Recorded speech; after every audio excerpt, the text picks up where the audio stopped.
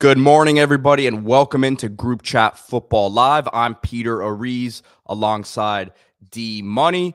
As you can see, we aren't in the studio today, remote show as we bring in the new year here in a couple days, but the portal news does not stop. We appreciate everyone who's joining us today as we've been going live pretty much every day here, tracking all of the transfer news across the country, the coaching movement, as that kind of has slowed down a little bit, but with bowl games ending here, and we're getting into the heat of the playoffs. Expect some more movement to come there. Good morning to you, D. How you doing? Doing awesome, man. Out here in Hawthorne, Florida. Went to the bowl game here in Orlando. See Iowa State and Miami. Now just enjoying the great outdoors. Caught a bass yesterday in the backyard. Going for round 2 after we talk some college football. So we'll start with one of the more high-profile names that was on the transfer portal market, and that is Kevin Concepcion. He's found his landing spot, Texas A&M. The former NC State wide receiver, like I just mentioned, was very highly coveted here in the transfer portal, visited a number of schools. Miami was involved in this one. UNC was very interested here as well. But A&M, as you're looking at it now, has added one of the most dynamic receiver classes in the portal here. You look at Concepcion, came into college football on fire as a freshman, 71 catches, almost 900 yards, 10 touchdowns, ACC Rookie of the Year. Numbers were down a little bit this season. Of course, freshman CJ Bailey was starting over there, but it's going to be really interesting to see the sort of role that he's used at Texas A&M. Tons of speed, dynamic, as I've mentioned, but again, a guy who used as a guy who got the ball in jet sweep situations, reverses, all these different sorts of gadget sort of plays. So we'll see how A&M utilizes him. Yeah, Charlotte kid. He was third on NC State in catches this year, third in yards, which is why I think he decided to transfer. Just wasn't happy with his role, given his position that he's the most talented guy on the team, which he probably was as the ACC Rookie of the Year.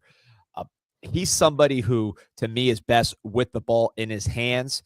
5'11", 185, but I think he could bulk up a little, get to that 190 range, and potentially be a running back, not like an every down type of back, but a weapon out there who gets significant carries. I think of Brashard Smith at Southern Methodist, who was at Miami, was more of a slot receiver, not as successful as Concepcion, but when he switched to running back, was an outstanding player in the Atlantic Coast Conference. So I think Concepcion, even at the SEC level, can play some snaps at running back. And of course, he's still a good receiver, still can do things running routes and catching the ball. Texas A&M's added a ton here. When you look at Mario Craver from Mississippi State, Micah Hudson, the former 5-star from Texas Tech, both young players, class of 24, Concepcion entering his third year, but you're not talking about 5th, 6th year guys. You're talking about young, explosive players who can grow a little bit with Marcel Reed and each give you something different. With Concepcion, again, the key with him is just ball in his hands. The route running is a little bit raw,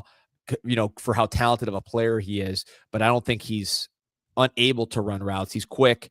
He has decent hands, and he was able to catch the ball as a freshman much more than he did as a sophomore. It's not like it was all jet sweeps and runs as a freshman. He did have some plays in the air. So very good get for Texas A&M. And I think they're clearly making a concerted effort to build around Marcel Reed and to give him weapons that he can grow with and that can make big plays. Yeah, and it's interesting because Connor Wegman, obviously coming into the year, was the guy. There was a lot of excitement around him. And then, of course, didn't go too well this year. Marcel Reed ends up taking over, and like you said, they're building around him. It's interesting though because Elko comes in as a defensive guy, and this year the defense was it was not great at times. He was not happy with their performance in the bowl game here, and they've taken some guys on the defensive side of the ball, but you're really seeing them load up offensively. Yeah, and look, that's what it is right now in the SEC. The game has changed. I mean, look, Georgia was able to get by a little more on the defensive side than the offensive side, but they certainly invested on the offensive side of the ball. Texas has, certainly Ole Miss. You got to keep up here in this conference, and Mike Elko is going to trust you trust him to get the defense right. Of course, there was some major errors there against USC in the bowl. He was not happy with the way his team played zone defense, but I think he's realizing that the SEC that used to be about big defensive lines only and running game and everything else, that sort of thing of the past. And you just need to make explosive plays. Alabama's only going to get more explosive with Kalen DeBoer. That's kind of his MO. Texas with Sarkisian, an offensive mind. He's somewhat, I don't say an anomaly, but he's a defensive guy. He's not a Lane Kiffin. He's not a Sarkisian. He's not DeBoer. So he is going to have to invest in the offense to make sure there are playmakers that can get the ball, because he's not just going to be able to win with defense. Again, thank you to everyone who's on with us today. And we got some comments in here already. Almost 20 live viewers. So remember to hit that like button, subscribe to the channel. I know a lot of you guys know D-Money and I from Canes Insight will be going live a little bit later today. So don't worry, you'll get your Canes news in here. But this is Group Chat Football Live, where we go across the country in terms of portal news, coaching movement, things of that nature. So next up here, the program that's still live in this playoff race, Notre Dame, not planning on taking a transfer quarterback after the last couple years. They've obviously been very successful with Sam Hartman and Riley Leonard. And it was actually back in early December here, December 4th, as I'll play this clip from a press conference when Marcus Freeman first said they would not be going into the portal. Yeah, I said that, I think, during the season. It made we have no plans on going to transfer portal for a quarterback. Yeah. This was December 4th. Obviously, a lot of things can change in a couple weeks, especially when you're talking about the quarterback position. But Pete Nakos and Steve Wiltfong, two of the best in the business, came out yesterday. I believe it was yesterday, yes, with a new report saying that Notre Dame is not going to be taking a portal quarterback. So let me pull that report up real quick here. But yeah, that kind of confirmed it, right? So they've had a lot of success the last couple of years, but it looks like they're trusting their options on the roster right now, D. Yeah, I think they're smart to do that. You look at Steve Angeli, 6'2", 208, 18 for 28 this year, 224 yards, 3 touchdowns. So he's played a bit this year, also played in the bowl last year against Oregon State. And I got to be honest, man, I like Angeli a lot. He's a 3-star from the New York suburbs, Bergen Catholic in New Jersey. But, watching his high school stuff and the limited stuff he's done in college, he's got a great arm. He's a great fit for Notre Dame, really a pro-style type passer, played under center even a little bit in high school, and has really, to me, shown talent of potentially an NFL guy if he develops in the system. And if you look at Notre Dame has the best running back in the country coming back in Jeremiah Love. You have a ton of your offensive line coming back. So if you are putting in a player like this who is not a freshman, has some experience, but is going to get more during that year, you want him to have a running back he could trust, a running game he could trust, pass protection he could trust. You brought in 2 transfer receivers that are going to help out in Malachi Fields and Will Pauling from Wisconsin, Malachi Fields from Virginia. So all the infrastructure is there for a younger quarterback, and he's not a young quarterback. He's played and he's a little older, but a younger quarterback to succeed. And look, he might not win the job. You have CJ Carr, number 6 quarterback in the nation last year out of St. Louis, Michigan. Similar type of player to Angeli as far as being kind of a pro-style passer, very much a fit at Notre Dame. Solid tools. I actually think Angeli probably has better physical tools, but Carr was the higher rated player. A pretty good athlete, definitely a gamer, productive in Michigan. And then Kenny Minchie, number 14 quarterback in 23, 4-star from Henderson, Tennessee. Hasn't played a bunch, only threw 1 pass this year, but another talented guy. Here's CJ Carr. Okay, so watching CJ Carr here. So CJ Carr, you watch him in high school, very productive, pro-style quarterback. The tools don't fly off the page to me when I watch CJ Carr, but you can see the moxie. He does make some plays off schedule, throws it downfield. Michigan has not been a quarterback hotbed, but you look at Bryce Underwood last year's number 1 player overall. Go back to probably Kirk Cousins to see the last pro quarterback produced from this region. But I think Carr's going to give Angeli a run for the money, and whoever wins the job will have earned it and will have a very good situation. Now, D, I mean, do you think this is a situation where obviously Freeman's got to feel pretty good about what they've got if they're not going into the portal, right? But do you see this sort of thing kind of happening across the country where schools that have had success the last couple of years, maybe with the transfer guys, say, look, the portal's great and all, but would really like to develop what we've got here on campus? And look, it depends on what you have and just sort of what your team looks like. If you're Notre Dame, you are in a very good position to develop a young quarterback. And you've seen these guys. They're not true freshmen. You've seen them. Carr's been a true freshman this year, but he'd have a year under his belt next year if he's your starter. So you've seen these guys, and you know what they can do and what they can't do. And obviously you have faith in what you've seen, and you also have faith that they're not going to be put in a situation to fail. So I think the combination of those two things make you feel good about having a quarterback like this that you could have for 2 or 3 years and feel good about it and send them off to the pros and then recruit the next one or get a portal guy if that's what the case is. Obviously not opposed to portal guys. They've done it the last 2 years, but you've now bought time for an Angeli to develop. You've bought time for a CJ Carr to develop, and now you can see what they got. See, we're getting a lot of comments here about the Canes. Appreciate everyone who's watching with us. We'll be doing our Canes Insight show a little bit later today, so stay tuned for that. We'll tweet out when we're going live, but we are talking news across the country here. Group chat, football live. D is out of town right now, so we're doing this one remote. They're saying looks like you had a rough weekend. Yeah, just we're recording early today, so I wasn't able to get pretty here. I cast a few line out there in the water and looked up some stats, watched some film, and back to work here on Group Chat Sports. And we got Canes Insight coming up after that. So this is an interesting one. Yesterday, Twitter was all over the place with this one. The Tennessee Vols Twitter is an exciting place to be. And this was the big news that hit yesterday as their freshman wide receiver, Mike Matthews, who was a former 5-star, hit the portal. And it was kind of going back and forth here. It looked like at first he might, after he announced he was entering, there was talk that the NIL negotiations were still ongoing, but then he enters at the deadline. So he's out of there. And this is a guy who, as a true freshman, he did see the field a bit, was a top 25 player in the country, an absolute freak. I'm going to show his huddle highlights here in just a second, but this one's got to sting if you're Tennessee. Yeah, and they've lost a ton of guys, right? So this is, they've lost 7 receivers here at this point. You lose Squirrel White, productive 3-year receiver coming off a down year.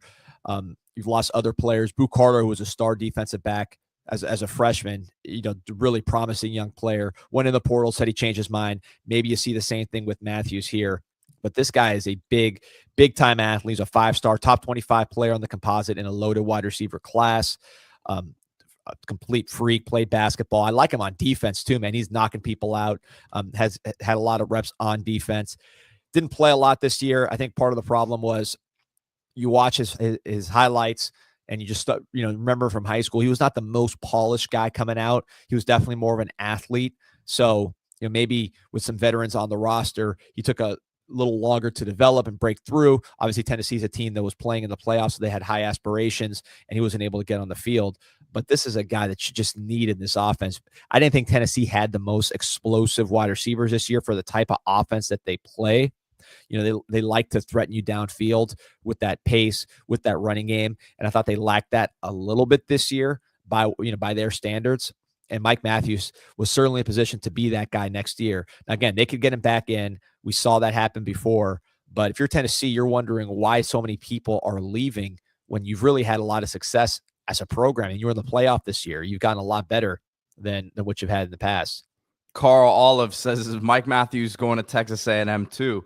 I mean, look, it feels that way. It feels like, I don't know if it'll be A&M, but if he doesn't return to Tennessee, as it doesn't look like he is, as he officially entered the portal. Not saying it can't happen, but you'd imagine it's going to be a pretty high profile school that he lands at. Yeah, look, and if I'm Georgia, this is the kind of guy I'm going after hard. He's from Atlanta. So, if you're Georgia, you're saying we lack explosive playmakers. of all kinds. This is a guy that can get the ball in his hands without, throwing it to him necessarily. Just like we talked about Concepcion earlier, you can do a lot of the same things with Matthews. You could also develop him as a wide receiver and just grow that aspect of your roster. Because right now, to me, Georgia, that is a glaring need on their roster. There's been just a plethora of 5-star, super talented receivers to enter the college game in the last couple of years, and Georgia hasn't gotten their hands on enough of them. So to me, that's a natural fit for Mike Matthews, pretty much anywhere in the SEC. You talk about an Ole Miss, even though they've added players, you could still add another one right here. Texas could be a fit. To me, Miami, if the ACC, they're looking for an explosive receiver. They were in on Concepcion. This would be someone that I wouldn't, they should probably kick the tires on. FSU is always looking to add to their receiving core. So this guy's going to have a lot of options. I don't see him taking a step back as far as, going to a smaller program or anything like that. I think a lot of people are excited about what this guy brings to the table, and he just needed time to grow. Carl Olive says, I bet Lane Kiffin will give Mike Matthews a call. Ole Miss has added some receivers, but would not count that out. That's for sure.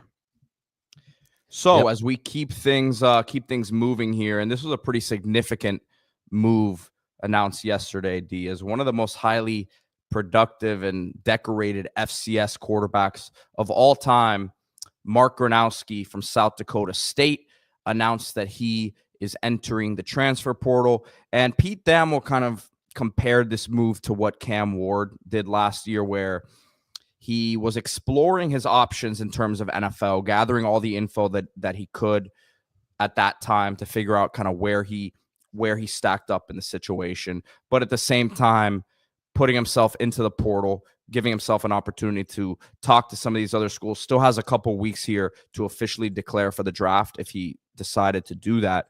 But you're looking at a big physical quarterback in Gronowski, all-time winningest quarterback in FCS history, tied there with 49 wins, 49-6 records, threw for over 10,000 yards and 93 touchdowns in his career. Back-to-back national titles as well. So the guy wins. And this is a guy that, again, if he did not decide to go to the NFL here at this point, I would expect to have some pretty big suitors because of the win-loss record, the physicality that he brings to the position. I reached out to a coach at the college level who's familiar with him, and he says, look, he's a guy who can really distribute the ball to talent and run that QB power, which obviously can take the soul of a defense over the course of a game. So really interesting option here. If you're a school looking for a quarterback, again, you kind of have to build your offense around him in a sense, D, but there's a lot of schools who would love to have this guy. Yeah, you mentioned the wins. He won the Walter Payton Award for the top FCS offensive player in 23, so he's a good individual player as well. 10,000 yards, 93 touchdowns throwing in his career there. His passing stats aren't extraordinarily prolific game to game. Remember, South Dakota State, played in a lot of blowouts. They were a complete team. They were one of the best teams, if not the best team in the country at that level. So it wasn't all on him to just air the ball out. Watching some of the film, big physical guy from the Chicago area, 6'3", 230. Just the physicality part going from FCS to FBS, I don't see that being a problem. That's why his other option is the NFL, is because of that physicality. And one thing that jumps out watching his film, he kind of has a strange release, right? But the ball is coming out with a lot of velocity. He has NFL arm strength. The comparison I would make based on what I've seen is a Will Howard for Ohio State, formerly Kansas State. He can run that quarterback power. He can throw. He's not going to throw for 400 yards, but he's going to do just enough to win you the game and score a touchdown. So to me, that if you're looking for a Will Howard type player, and obviously Will Howard going to play here coming up in the college football playoff and is having success, I could see him being that kind of player for that kind of team.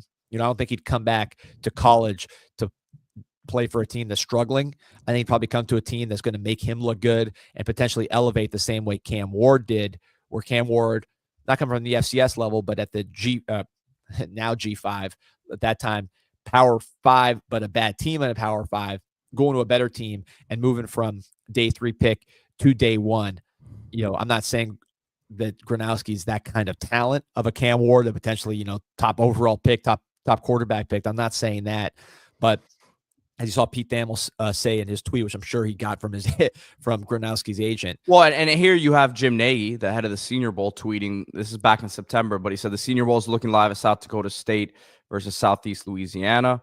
If there's a sub FBS quarterback with a shot at getting invited to Mobile, it's Go Jacks football quarterback, Walter Payton Award winner Mark Gronowski, 6'2" and a third, 235 pounds, 10.5-inch hands. Plenty of draftable love from the NFL scouts, and I'll make it bigger. You can see the size on him as well. So this is a guy who can take a hit. Again, some development in terms of his passing D, but and you mentioned this is a guy, if he does decide to transfer, I would expect him to go to a team that has a pretty nice situation around him and can potentially win a lot of games next season. 100%. And I think the experience is really what teams, as you go forward in college football portal, in the NFL draft, I think there's going to be a premium placed on starts and experience. You look at the NFL side of things with the Jaden Daniels, Bo Nix, the success they've had. Conversely, a guy like Trey Lance, talking about an FCS quarterback there from North Dakota State, he obviously was not successful at the pro level, at least hasn't been without having very many snaps. This is a guy with a ton of snaps. You look at the college game, Cam Ward, Dylan Gabriel. These are guys that have played a ton of football and, of course, have had success at the college level. We'll see what happens in the pros. But to me, that's kind of where both games are going now that you have the portal, is they want to get guys with experience, and Gronowski has that experience along with the physical tools to potentially give you more. I like this pickup at the high power 4 level. I think, just any team that's in the market for a portal quarterback, and just you look at the list, some names have been checked off. We talked about Notre Dame not looking for a quarterback, right? So, is Ohio State going to go with Julian Sain? Let's say they do. USC, are they going to go with Maeva and Houston Longstreet? Would they bring in a portal guy? This guy doesn't really fit what USC does, though, normally. That's the thing. You did have Jalen Hurts with Lincoln Riley having success. So, is he a fit there? If Milroe moves on at Alabama, would he go with Kalen DeBoer and potentially work there? Obviously, Kalen DeBoer, I believe, where's Kalen DeBoer from? Because he is from that region. Let's see. So he is from Millbank, South Dakota, Kalen DeBoer. So that's where he was born and raised. So, you could see maybe there's a connection there where a South Dakota guy brings another South Dakota guy down to Alabama. Carl Olive asking, what about Michigan for a fit? Great question. They just brought in Mikey Keene from Fresno. From Fresno. So he's going to be, I think, the bridge quarterback to Bryce Underwood, who's that 5-star number 1 player overall quarterback that could potentially start by the end of the year. So Michigan would have made sense, I think, before Keene, but with bringing in Keene, I think what they're saying is, look, we want to bring in a veteran that can get us through a game and maybe win the job, maybe make Bryce Underwood work, but Bryce Underwood has a chance to start there as a true freshman. He's getting paid a lot as a true freshman. So that one, I don't see as much now, maybe before. North Carolina with Bill Belichick, you could see that being something that materializes potentially, because I heard they were a big player in the Mendoza sweepstakes. They're trying to spend NIL money. Belichick can sell, hey, I produced Tom Brady, etc., to a Gronowski. So that would be a team I think would be one to watch. And then Miami also in the ACC, a team that's going to be looking for a transfer portal quarterback. That would be one to watch. Oregon, are they going to go with Dante Moore, or do they want to return to the portal after getting Dylan Gabriel? Another team to keep an eye on. Man, we have almost 50 on here with us live. Appreciate that. Great numbers here on a Monday. I think it's a Monday. Yeah, it's a Monday. It's that time of year, man, between Christmas and New Year's, that it's like it's the Matrix. You never know what day it is, what time it is. So yes, it's a Monday. We appreciate everyone's support here on Group Chat Football Live. Once again, hit that like button, subscribe to the channel. Really helps us out as we continue to grow this page. And yes, we will get to the Canes later today, man. This is a completely different show. We're getting comments about the Canes. Heel919 wants Canes talk. We will do that later today on a separate show. This is Group Chat Football Live, where we are talking news across the country in terms of the transfer portal and recruiting, all that good stuff here So appreciate the support. So we keep things moving, a couple more topics to hit on today. And we've got a transfer in the Big 12, Hauss Hejny at quarterback, former 4-star at a high school, and he transfers to Oklahoma State. Played this last year at TCU, didn't get on the field much, but again, former four-star quarterback from Alito, Texas, was the 12th rated quarterback on the 247 composite last year out of high school. And there are ties here. He was recruited. He was the quarterback recruit with the new offensive coordinator, Doug Meacham, at TCU. This is a speedster, right? So he didn't play much last year, only 4 games while he redshirted, but 15 rushes, 65 yards, no passing attempts. The Oklahoma State quarterback coach Kevin Johns actually recruited him to Duke when he was there a couple years ago, and he was committed to Duke before flipping to TCU in April of 23. So a lot of familiarity there. Obviously, at TCU was used as a package guy. But at Oklahoma State creates an interesting situation now where you bring back multiple quarterbacks, you bring in Hauss Hejny, and looks like you're going to let them battle it out. Yeah, and it's a room that is not filled with a ton of experience. No one played more than 4 games last year. Garrett Rangel, Zane Flores, Maliukai Smith, I guess butchering that one, but a redshirt freshman. I remember watching him in high school, a talented player. None of those guys have played more than 4 games. And your high school prospect, Jet New out of Utah, flipped to Oklahoma on signing day. So wide open depth chart. And, Hauss, this guy, first of all, his dad must be a Waylon Jennings fan. What an awesome name with Hauss Hejny. But the speed on this guy, I think, is the main attraction. This guy might be the fastest quarterback in America. Well, look at this. Look at this clip right here. I'm about to pull up. This is from high school here, obviously. Look, this was the 5A state championship. Yeah, I mean, this is 10-6 in Texas, by the way. Yeah, we're talking 10-6-8 in the 100 meters. I mean, this is just unbelievable speed, verified speed. He's not the biggest guy. If he doesn't work out at quarterback, this guy could potentially be a wide receiver for you just because that speed is so rare, and his size, which is a little slightly undersized. He should be fine, I think, for the Big 12, but slightly undersized, maybe for the NFL projection, if it ever gets to that point where you say, okay, do you move into receiver? But, this guy's just a spectacular athlete, and he can throw. Obviously, the quarterback, the offensive coordinator and the quarterback coach recruited him, so they feel good about him at that position. Be very interesting to watch what he does there at Oklahoma State, because I think the speed is truly unique. It's pretty interesting that Gundy is, I don't want to say trusting the room. He's bringing someone in Hejny here, but he's not going after a high-profile transfer. Not that it would be the most attractive spot after this last season they had, but historically, quarterbacks produce with Gundy. And it's interesting with the contract situation in the offseason here, where obviously some of his salary was reduced after the season they had, that he's kind of sticking with his guns in a sense, and saying, look, we believe in what we've got, and then we'll bring in another guy here to compete that we also believe in from, essentially, we believed in him from high school, right, in terms of our staff. So I think that element of it is pretty interesting. Yeah, look, you have to have a plan, because Oklahoma State's had a type, right, at quarterback. You're talking about your big guy, veteran, sometimes a super veteran, pocket passer throwing down the field. Now, you've had, some running quarterback. You had Sanders, who can run a little bit, but this is somebody who I think brings a whole new dynamic with his legs, and you really have to build around him if you're going to bring him in and make him your quarterback. But of course, when the offensive coordinator's on board and the quarterback's coach is on board, assuming the head coach is on board, we know he's a strong presence in that program and a strong personality with a lot of views on offense. If everybody's on board with this guy as a running quarterback, I think you could do some really unique things, because again, it's not how many quarterbacks in the country, maybe Jalen Milroe, are going to be cranking 80-yard touchdown runs. This guy can do it. So we'll wrap things up here with a program that we've been really excited about this offseason, as Dan Mullen has come into UNLV as the new coach in Las Vegas.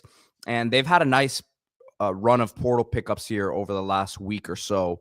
And we'll start with the the quarterback position. Anthony Calandria coming over from UVA. This move actually happened more than a week ago, but this is again, I call it the headliner for this class right now. I think he's going to be really interesting in a Dan Mullen offense. Not the biggest quarterback in the world, 6 foot, 183 pounds, from St. Petersburg in Florida. Originally has a couple years of eligibility remaining and was with UVA the last couple seasons. UVA didn't have a great year, 5-7. But this is a guy who he's a bit of a jitterbug out there, man. And he's got a bit of athletic ability, can spray the ball over the field, but someone in a Dan Mullen offense that I think could have a lot of success. Yeah, look, you're bringing a gambler to Las Vegas, man, because that's what this guy is. He is a big play machine, super fun to watch. You look at last year, 13 touchdowns, 11 interceptions. I just don't think it was a fit there with Tony Elliott. The team didn't have a great year, 5-7. But this is a guy who's extremely creative. He's always in attack mode. He throws some crazy passes across the field. Great vision. I mean, you wouldn't think that necessarily with the amount of picks he's had, but he really sees things before they happen. Maybe that's part of the reason he gets in trouble sometimes, is because he gets, he starts believing he can do anything out there. But he's very athletic. He's not someone who's going to run. He will run to throw. Has had some crazy moments, some big plays. Had a game where he took off his helmet after scoring a tying 2-point conversion against NC State and got a 15-yard penalty. The other team ended up going down the field and scoring and winning the game. Kind of a questionable call, I thought. But this is someone who's going to be fun to watch if you're a UNLV fan. And I think the hope is someone like Dan Mullen can tone down some of the wilder stuff without killing the instincts of the player and just bring out the best in him. I always go back to this quote from John Thompson, former head coach of Georgetown basketball, and he said, "I can calm down a fool, but I can't wake up a corpse." So you can get a guy like this and rein him in a little bit and make them smarter, make the game easier for him. But the instincts, the playmaking, the athletic ability, that's hard to teach. And I think this is some guy who's not afraid to pull the trigger. They went out and got him a little bit of help offensively as well, as JoJo Earl, former 5-star recruit, started his career at Alabama, was at TCU last year. His career hasn't exactly taken off, as you see here, 47 career receptions, but really explosive, speedy guy. And we mentioned, as they picked up a running back a couple weeks ago, that Kadarius Toney, that name kind of came to mind, and how Mullen is able to get the most out of his offensive weapons and really highlight their skill set, right? This is a guy in JoJo Earl that, not the same player as Toney, but again, you start to see some of these pieces that they're adding around the quarterback position, and you say, man, you might be able to navigate this schedule, as a G5 team next year. Yeah, with Earl, probably quicker than fast, I would say. Great lateral quicks. He played in the backfield at times, which is why I think the Toney comparison makes sense. Not to say he's going to be as good as Toney. I'm just saying the way he's going to be used as someone who can line up in the backfield, someone who can create mismatches. You can hand the ball to him on occasion, but you're going to major in passing with him, splitting him out and moving him around and letting him get open with his quickness. But I think that's sort of how he's built. He's not the longest guy in the world. He's kind of smaller, put on some muscle. He was skinnier when he arrived at Alabama. So he's stocky guy. I think that's really going to be the blueprint for an Earl. And, he was in the SEC. Then he moved to the Big 12. Level of competition is going to be a lot more favorable to him and more similar to what he had in high school. Obviously, it's not high school competition, but when he was playing against athletes that maybe weren't as big and fast, his ability to make guys miss, his ability to make plays, that really played up because he can make bad tacklers look really bad. And I think going down a level is going to augment that ability because he can. It's hard to make some of these SEC defensive players look bad with his lateral quicks, but you go down a couple levels, it's going to be a lot more evident, the quickness that made him a top 50 recruit. All these shiny toys are nice, but they mean nothing if you don't have the guys up front, and that they added that with Ben Chrisman, a guy who obviously has a size of 6'6", 325, was a big recruit coming out of high school, signed with Ohio State, then was at Kentucky in 2023 and 2024, was hurt, did not really play much this year. But at the O-line, man, you're looking at these body types. You're looking at the athletic ability. And Chrisman, he has that. He hasn't been healthy. He hasn't been on the field necessarily. But if they can kind of work him back to that, then you've got a nice one here. Yeah, you're talking about the size, the high school pedigree, play at Ohio State, played at Kentucky. Obviously didn't play much on the field, but he was in practice. He was working and adjusting to that speed. And I think, again, you move him down a level, that size becomes a much bigger difference maker because the players he's blocking are smaller and they're not going to be as athletic to expose maybe some of the athletic limitations that he has. So you see Dan Mullen, to me, getting pedigree with some of these guys. If you look at, again, ACC transfer, starting quarterback from the ACC transfer, SEC to Big Ten, or sorry, Big Ten to SEC, then SEC to Big 12, big recruits. So he's adding pedigree to the room, and I think he's just having a lot of confidence that he can get the most out of these guys as being one of the premier play callers in college football. Of course, all three guys on the offensive side of the ball. We know he's thinking about scoring a lot of points. Yeah, man, should be fun. Vegas is really excited for them, and so are we, man. So it's been a great show today. We've had some great participation here, great comment action. We have almost 60 live viewers. Hit that like, subscribe to the channel, man. We've had a lot of fun doing this the last few weeks, D, and we're not stopping, man. Heading into the start of the year here, into spring practice, workouts, recruiting is going to start heating up for the next recruiting class. So we're going to have everyone covered. And again, we will be going live a little bit later today on Canes Insight. So stay tuned for that. Canes Cats Heat 305. Appreciate your support on all of our platforms. As always, we'll be back tomorrow, man. So stay tuned for that. Like, subscribe, and see you guys later today as well. See you guys later.